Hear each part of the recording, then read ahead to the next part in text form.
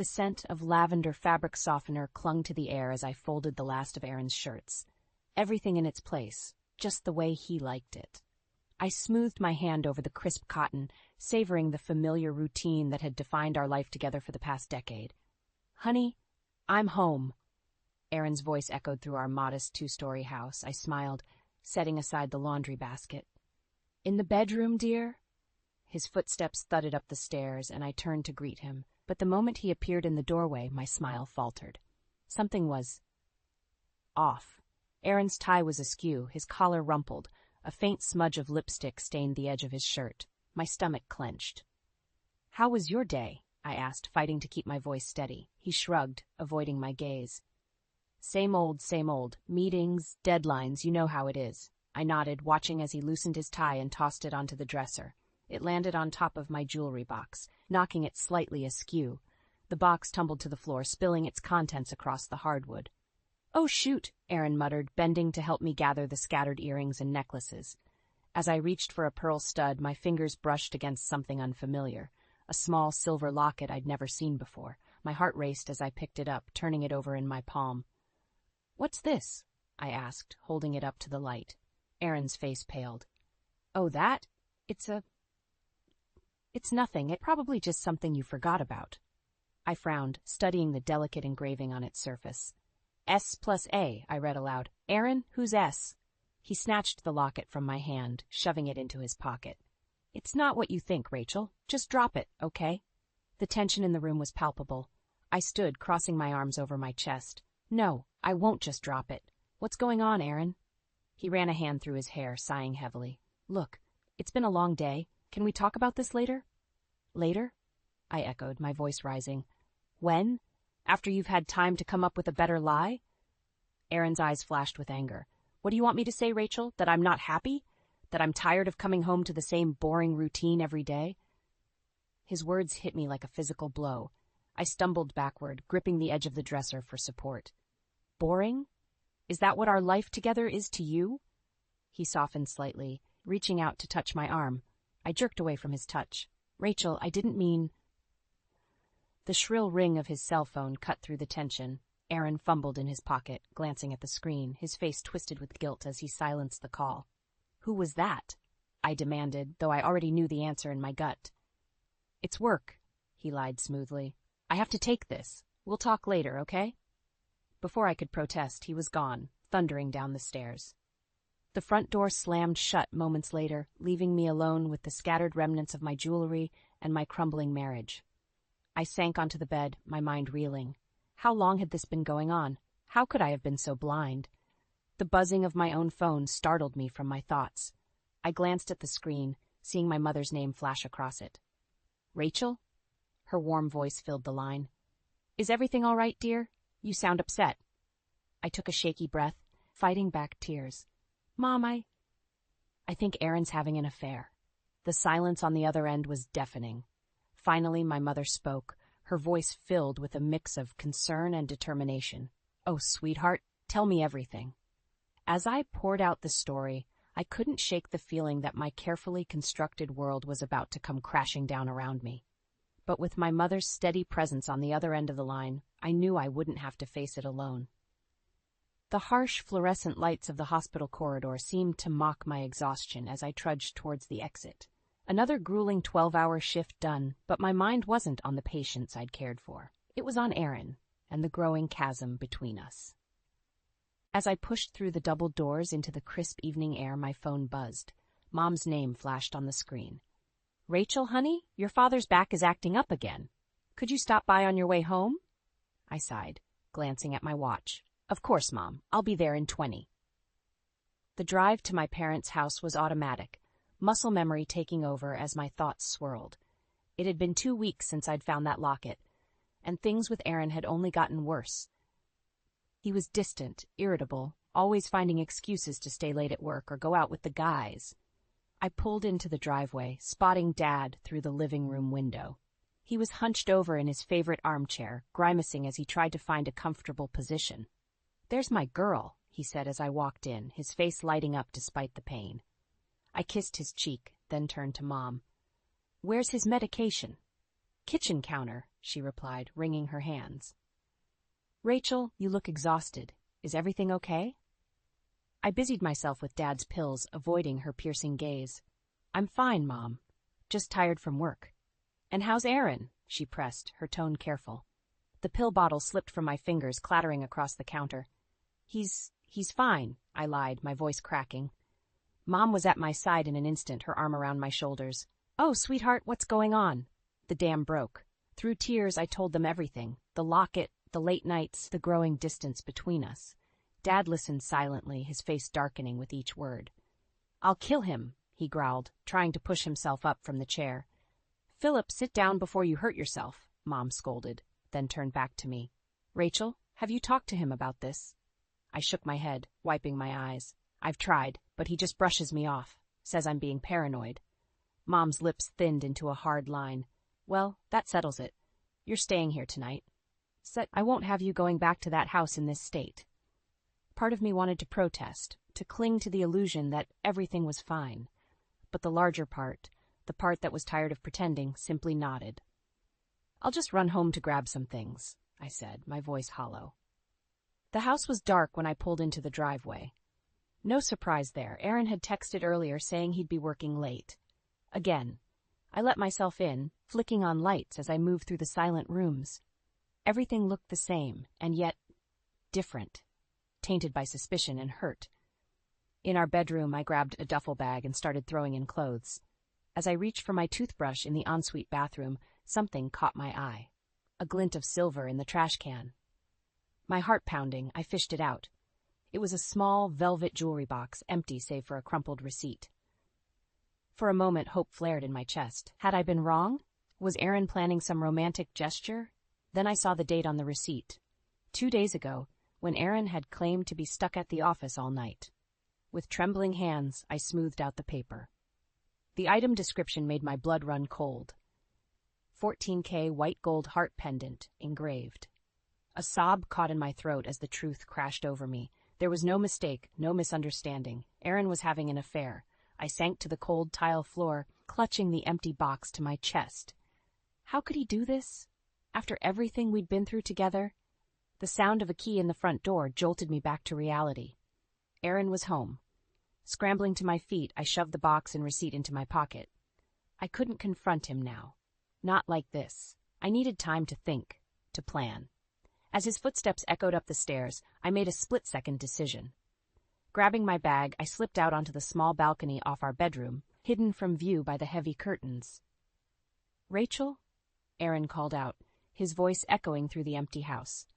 I held my breath, willing myself to stay silent as he moved around the bedroom. After what felt like an eternity, he left, muttering something about me working late.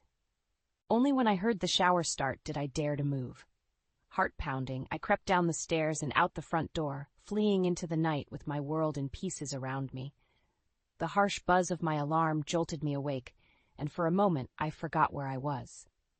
Then reality crashed back in, as I took in the familiar floral wallpaper of my childhood bedroom. I'd been staying at my parents' house for a week now, unable to face Aaron after my discovery. I dragged myself out of bed, the weight of my situation pressing down on me like a physical force. As I stumbled downstairs, the smell of coffee and bacon wafted from the kitchen. "Morning, sweetheart," Mom said, sliding a plate in front of me. "You look terrible. Did you sleep at all?" I shook my head, picking at the food. I kept having nightmares about Aaron and her. Dad lowered his newspaper, his face creased with concern. "Rachel, you can't go on like this. You need to confront him." "I know," I sighed. "I'm going home today. I can't hide forever." The drive back to our house felt like a journey to the gallows. My hands shook as I turned the key in the lock, half expecting to find Aaron with another woman. But the house was empty, eerily quiet. I moved through the rooms, noting the little changes. Dishes piled in the sink, laundry overflowing the hamper. It was as if Aaron had given up on our life together the moment I left. As I reached for the phone to call him, it rang, startling me. Aaron's name flashed on the screen.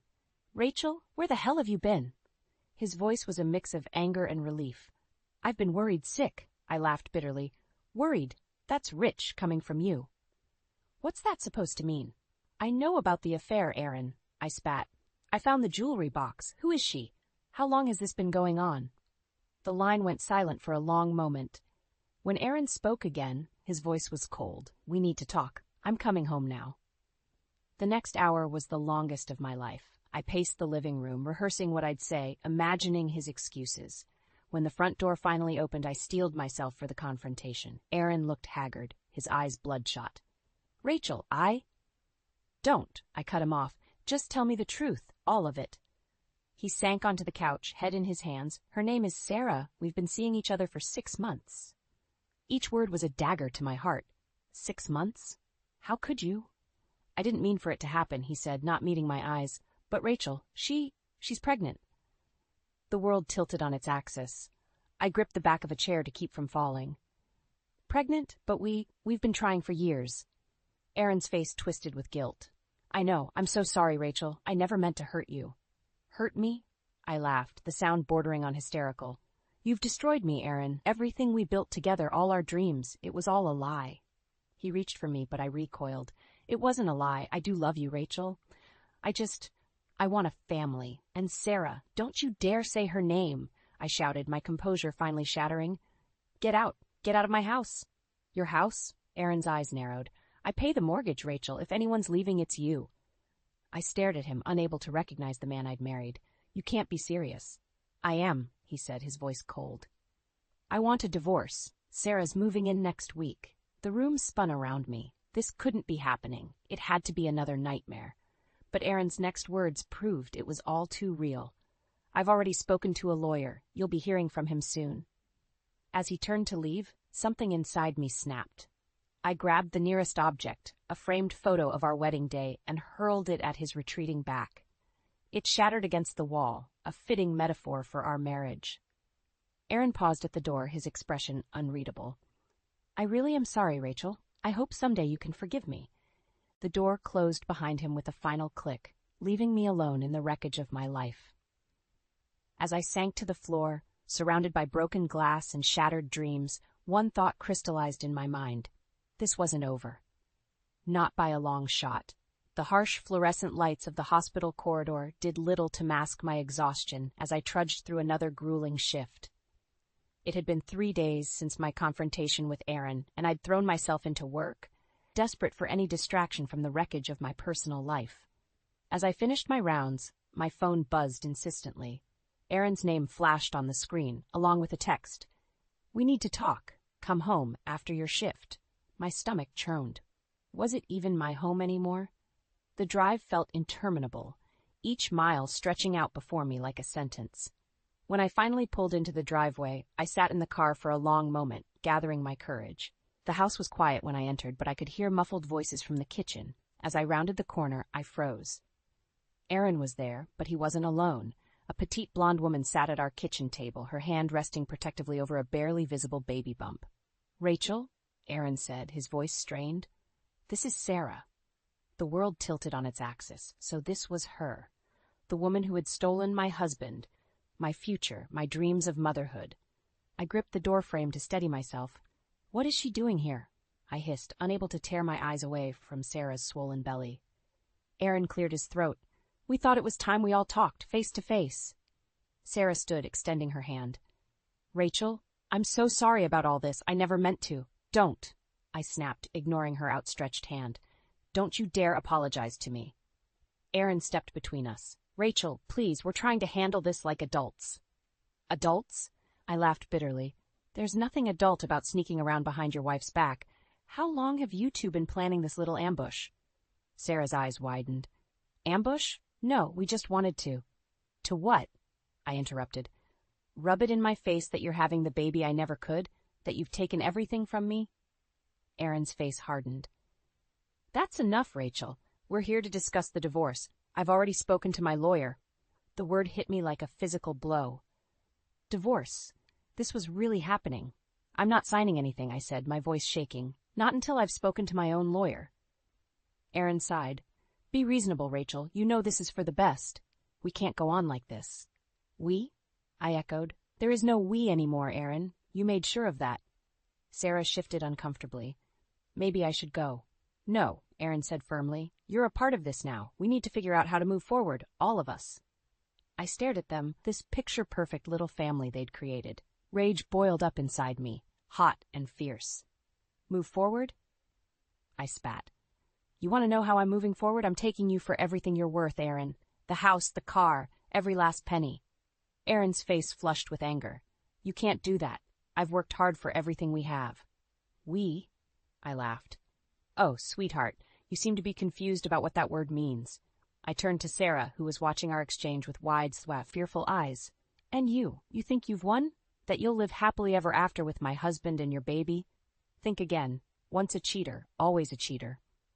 Aaron slammed his hand on the table. That's enough. I want you out of this house, Rachel. Tonight. I stood my ground, meeting his gaze. Make me. For a moment I thought he might actually try to physically remove me, but then Sarah placed a hand on his arm, her voice soft. Aaron, please. This isn't helping anyone. He deflated slightly, running a hand through his hair. Fine. I'll go. But this isn't over, Rachel. You'll be hearing from my lawyer. As they gathered their things to leave, I felt a strange calm settle over me. This was it. The final nail in the coffin of my marriage. Oh, and Aaron, I called as they reached the door. He turned, his expression wary. You might want to ask your new girlfriend about Emma and Linda. The color drained from his face as Sarah's head whipped around to stare at him. Who are Emma and Linda? I smiled, a cold, satisfied thing. Why don't you ask your boyfriend? Look, I'm sure he has a fascinating story to tell. As the door slammed behind them, I sank to the kitchen floor, surrounded by the ruins of my life. But amidst the pain and betrayal, a new emotion was taking root. Determination. This wasn't the end. It was just the beginning of my fight. The gentle hum of my parents' old station wagon filled the silence as Dad drove us home. Mom sat in the back with me, her arm around my shoulders as I stared blankly out the window. The events of the past few days played on repeat in my mind, a nightmarish loop I couldn't escape. You did the right thing, sweetheart, Mom murmured, squeezing my hand. You couldn't stay in that house with him. I nodded mechanically, unable to form words. The weight of my hastily packed suitcase in the trunk felt like a physical representation of my shattered life. As we pulled into their driveway, a wave of exhaustion washed over me. I stumbled out of the car, barely registering Dad's concerned glance as he carried my bag inside. Why don't you go lie down, Rachel? Mom suggested gently. I'll make some tea. I retreated to my childhood bedroom, collapsing onto the narrow twin bed. The familiar floral wallpaper and faded posters felt like a time capsule, preserving a version of myself that no longer existed. The Rachel who believed in happily ever afters, who trusted blindly, who dreamed of a family with Aaron. A soft knock interrupted my spiraling thoughts. Mom entered, carrying a steaming mug of chamomile tea. How are you holding up, sweetie? She asked, perching on the edge of the bed. I sat up, wrapping my hands around the warm mug. I don't know, Mom. I feel numb, like this is happening to someone else. She nodded, her eyes filled with a mixture of sympathy and anger. It's okay to feel that way. You've been through a terrible shock. I just keep wondering how I didn't see it. I whispered, tears welling up. Was I really that blind? Mom's face hardened. This isn't your fault, Rachel. Aaron is the one who broke his vows, who threw away everything you built together. As if summoned by his name, my phone buzzed with a text from Aaron. We need to talk about the house. My lawyer will be in touch. A sob caught in my throat. He wants the house, Mom. He's going to take everything. Like hell he will. Dad's voice boomed from the doorway. He strode in, his face set in grim determination. We're not letting that bastard get away with this. I looked up at him, hope flickering faintly. What can we do? Dad sat down heavily in the old rocking chair by the window. First things first, we're getting you a lawyer. A good one. I can't afford, I started, but Mom cut me off. We'll handle it, sweetheart. This is what savings are for. I stared at them, overwhelmed by their unwavering support. I don't know what to say. You don't have to say anything, Dad replied gruffly. You're our daughter. We're not letting Aaron destroy you. As they discussed potential lawyers and next steps, a strange calm settled over me. The numbness began to recede, replaced by a steely resolve. I want to fight, I said suddenly, interrupting their conversation. They turned to look at me, surprise evident on their faces. I want to take him for everything he's worth. Dad's expression shifted into a proud smile. That's my girl. Mom squeezed my hand. "We're with you every step of the way, Rachel." Just then, my phone buzzed again. This time, it was a number I didn't recognize. With trembling fingers, I answered. "Hello? Is this Rachel Thompson?" A crisp professional voice asked. "Yes, this is she." "Mrs. Thompson, my name is Alex Garrett. I'm a divorce attorney, and I received your contact information from a mutual acquaintance. I understand you're in need of legal representation." I locked eyes with my parents, a spark of hope igniting in my chest. "Yes, Mr. Garrett, I am." "Excellent. I have an opening tomorrow morning if you'd like to discuss your case." I took a deep breath, feeling the first stirrings of control returning. "I'll be there, and Mr. Garrett, I want you to know that I'm prepared to fight. For everything." There was a pause, then a note of approval in his voice. "I'm glad to hear it, Mrs. Thompson. I look forward to our meeting." As I hung up, I felt a shift inside me. The devastated, betrayed wife was receding, replaced by a woman determined to reclaim her life and her dignity. I looked at my parents, my voice steady for the first time in days. It's time to take back what's mine. My heart pounded as I stood outside the sleek office building, clutching a manila envelope filled with divorce papers. Alex, my lawyer, placed a reassuring hand on my shoulder. "Are you ready for this, Rachel?" he asked, his voice steady and calm. I took a deep breath, squaring my shoulders, as ready as I'll ever be. We rode the elevator in silence, the tension building with each floor. When the doors opened, I saw them immediately. Aaron and Sarah sitting side by side in the conference room, their heads bent close together. The sight of them, so intimate, so comfortable, made my blood boil. As we entered, Aaron's head snapped up, his eyes widening in surprise. "Rachel, what are you doing here?" I smiled coldly, taking a seat across from them. "Hello, Aaron. Sarah, I believe we have some business to discuss." Sarah shifted uncomfortably, her hand moving protectively over her swollen belly. The gesture sent a sharp pain through my chest, a reminder of everything I'd lost. Aaron's lawyer, a pinched-faced man in an expensive suit, cleared his throat. "Mrs. Thompson, we weren't expecting you today. We had hoped to handle this amicably, through proper channels." Alex stepped forward, his presence commanding the room. "I'm Alex Garrett, Mrs. Thompson's attorney, and I can assure you we're here through very proper channels indeed." I slid the manila envelope across the table. "These are my terms for the divorce, Aaron. I suggest you read them carefully." Aaron's face darkened as he scanned the documents. "This is ridiculous. You can't possibly expect me to agree to this." "Oh, but I do," I said, my voice steady despite the trembling in my hands. "You see, I've been doing some research of my own, and I've uncovered some very interesting information about your extracurricular activities."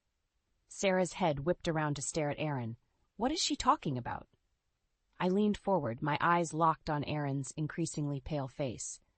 "Should I tell her about Emma? Or perhaps Linda? Or are there others I don't know about yet?" The color drained from Aaron's face as Sarah gasped, her hand flying to her mouth.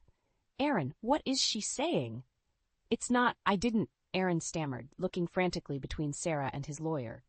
I felt a surge of vindictive pleasure at his discomfort. "Oh, it's all true, Sarah. And I have proof. Bank statements, hotel receipts, even some rather incriminating photos. I wonder how a judge would view all this in a divorce proceeding." Aaron's lawyer intervened, his voice tight. "Mrs. Thompson, these accusations are highly inappropriate. If you have evidence of misconduct, it should be presented through proper legal channels." "Oh, it will be," Alex assured him smoothly, along with a full accounting of Mr. Thompson's assets, including those offshore accounts he thought were so well hidden. Aaron's face went from pale to ashen. "How did you—" I stood, gathering my things. "You underestimated me, Aaron. You thought I was just the dutiful wife, too naive to see what was right in front of me. But I'm not that woman anymore." Sarah burst into tears, pushing away from the table.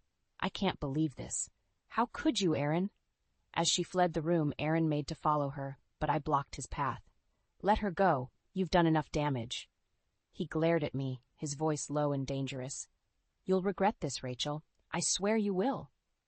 I met his gaze unflinchingly. "No, Aaron. The only thing I regret is wasting 15 years of my life on you." As we left the conference room, I felt a strange mix of triumph and exhaustion. Alex squeezed my arm supportively. "You did well in there, Rachel, but this is just the beginning. Are you prepared for what comes next?" I nodded, a steely determination settling over me. Whatever it takes, Alex. I won't let him win. Not this time. As we stepped into the elevator, I caught a glimpse of my reflection in the mirrored walls. The woman staring back at me was stronger, fiercer than I'd ever been, and I knew, with absolute certainty, that I was ready for the fight of my life. The courtroom buzzed with tension as I sat beside Alex, my hands clenched tightly in my lap. Across the aisle, Aaron glowered at me, his lawyer whispering urgently in his ear. Sarah was nowhere to be seen. "All rise," the bailiff called out as the judge entered. As the proceedings began, I felt a surge of nervous energy. This was it, the moment of truth. Alex presented our case with surgical precision, laying out Aaron's infidelities, financial deceptions, and emotional abuse. I watched Aaron's face grow increasingly pale as each piece of evidence was presented. When it was Aaron's turn to testify, he put on a show of remorse. "Your Honor, I made mistakes. I'm not proud of my actions, but Rachel and I built a life together. Surely that counts for something?" I bit my lip to keep from laughing bitterly. How dare he try to play on our shared history now? As Aaron's testimony concluded, Alex stood. "Your Honor, we have one more witness to call, Sarah Thompson." A collective gasp rippled through the courtroom as Sarah entered, her pregnant belly prominently displayed. Aaron's eyes widened in shock. "Miss Thompson," Alex began, "can you tell the court about your relationship with Aaron?" Sarah's voice trembled as she spoke. "Aaron told me he was separated. He said Rachel couldn't have children, that their marriage was over. I believed him." I felt a stab of sympathy for her, despite everything. She'd been a victim of Aaron's lies, too. "And when did you discover the truth?" Alex pressed. Sarah's eyes filled with tears. "Last week, when Rachel's private investigator contacted me with proof of Aaron's other affairs." The courtroom erupted in murmurs. Aaron's lawyer jumped to his feet, objecting vehemently, but the damage was done. As Sarah stepped down, Alex produced a thick folder. "Your Honor, I'd like to submit these photos and financial records as evidence." My heart raced as the judge examined the documents. Images of Aaron with Emma and Linda, bank statements showing suspicious transfers, hotel receipts. It was all there. Aaron's face contorted with rage. "You bitch!" he snarled, lunging towards me. The bailiff intercepted him as chaos erupted in the courtroom. As they dragged Aaron away, his eyes locked with mine. "I'll make you pay for this, Rachel. I swear I will." The judge's gavel came down hard. "Order. Mr. Thompson, control yourself or I'll hold you in contempt." As the commotion settled, the judge turned to me. "Mrs. Thompson, given the evidence presented, I'm inclined to rule in your favor. However, there's one more matter to address. Your medical records indicate several failed IVF attempts. Mr. Thompson claims your inability to conceive was a factor in the breakdown of your marriage. Do you wish to respond?" I felt as if all the air had been sucked from the room. This was the moment I'd been dreading, the most painful secret I'd kept buried. With shaking hands, I produced a sealed envelope. "Your Honor, I have a statement from my doctor that I'd like to submit." As the judge read the document, her eyes widened. She looked at me, then at Aaron, who was watching with growing confusion. "Mr. Thompson," the judge said slowly, "according to this medical report, you are the one with fertility issues, not your wife. Mrs. Thompson's inability to conceive was due to your low sperm count and motility." The courtroom fell silent. Aaron's face drained of all color as the truth sank in. I stood, my voice steady despite the turmoil inside me. "I kept your secret, Aaron. Even when you blamed me, even when you sought comfort in other women's arms, I protected your pride at the cost of my own happiness." Tears streamed down my face as years of pent-up emotion poured out. "But I'm done protecting you. I'm done being the victim of your lies and manipulation. Today, I'm taking back my life." As I sank back into my seat, exhausted but triumphant, I felt a weight lift from my shoulders.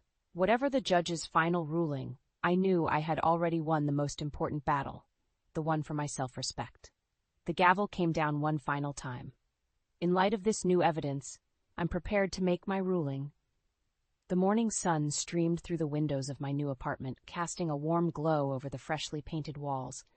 6 months had passed since that fateful day in court, and my life had transformed in ways I never could have imagined. I sipped my coffee, savoring the quiet moment before heading to the clinic. My phone buzzed with a text from Mom. "Dinner at 6. Dad's grilling your favorite." A smile tugged at my lips. My parents... unwavering support had been my anchor through the storm of the past year. Their love reminded me daily of the family I still had, even as I mourned the one I'd lost. As I drove to work, I reflected on the whirlwind of changes. The judge's ruling had been swift and decisive. Aaron's infidelities, financial deceptions, and the revelation about his fertility issues had sealed his fate. I was awarded the house, a substantial alimony, and a clean break from the man who had shattered my world. The clinic bustled with activity as I arrived. My colleagues greeted me warmly, a far cry from the pitying glances I'd endured in the early days of the divorce. Now they saw me as I saw myself, stronger, more confident, and finally free. Midway through my shift, a familiar face appeared in the waiting room. Sarah, her belly now swollen to full term, locked eyes with me. For a moment, tension crackled between us. Then, to my surprise, she approached. "Rachel," she said softly, I owe you an apology." I gestured for her to sit, curiosity overriding my initial wariness. "You don't owe me anything, Sarah." She shook her head, tears welling in her eyes. "I do. I believed Aaron's lies, just like you did, and when the truth came out, I realized we were both victims of his manipulation." A lump formed in my throat. "How are you doing?" I asked, genuinely concerned. Sarah managed a weak smile, rubbing her belly. "It's been hard, but I'm making it work. Aaron, he's not in the picture anymore." I nodded, understanding all too well the pain of that particular absence. "If you need anything." "Thank you," she said, squeezing my hand. "You're a better person than I could ever be, Rachel." As Sarah left, I felt a weight I hadn't even realized I was carrying lift from my shoulders. Forgiveness, it seemed, was as much a gift to myself as to her. The rest of my shift flew by, and soon I found myself pulling into my parents' driveway. The smell of grilled steak wafted through the air, mingling with the scent of Mom's famous apple pie. Dad enveloped me in a bear hug the moment I stepped inside. "There's my girl," he said, his voice gruff with emotion. Mom appeared from the kitchen, wiping her hands on her apron. "Rachel, honey, there's someone here to see you." Confused, I followed her into the living room. There, looking nervous but determined, stood Alex, my lawyer. "Alex, what are you doing here?" He cleared his throat, a faint blush coloring his cheeks. I wanted to ask you something." Away from the office. My heart skipped a beat as understanding dawned. "Oh, Rachel," he said, taking my hand. "I know we started as lawyer and client, but these past months, I've come to care for you deeply. Would you consider having dinner with me? Not to discuss legal matters, but just us?" For a moment, I was transported back to that scared, broken woman I'd been a year ago. The one who believed she'd never trust again, never love again. But as I looked into Alex's earnest eyes, I felt the last of my walls crumble. "I'd like that," I said softly, squeezing his hand. As we joined my parents for dinner, laughter and warmth filling the air, I marveled at the journey that had brought me here. From the ashes of betrayal and heartbreak, I had risen, stronger, wiser, and finally truly free. The future stretched before me, no longer a source of fear, but of endless possibility, and for the first time in years, I was excited to see where it might lead. As I raised my glass in a toast, surrounded by those who truly loved me, I knew with absolute certainty this was not an ending, but a beautiful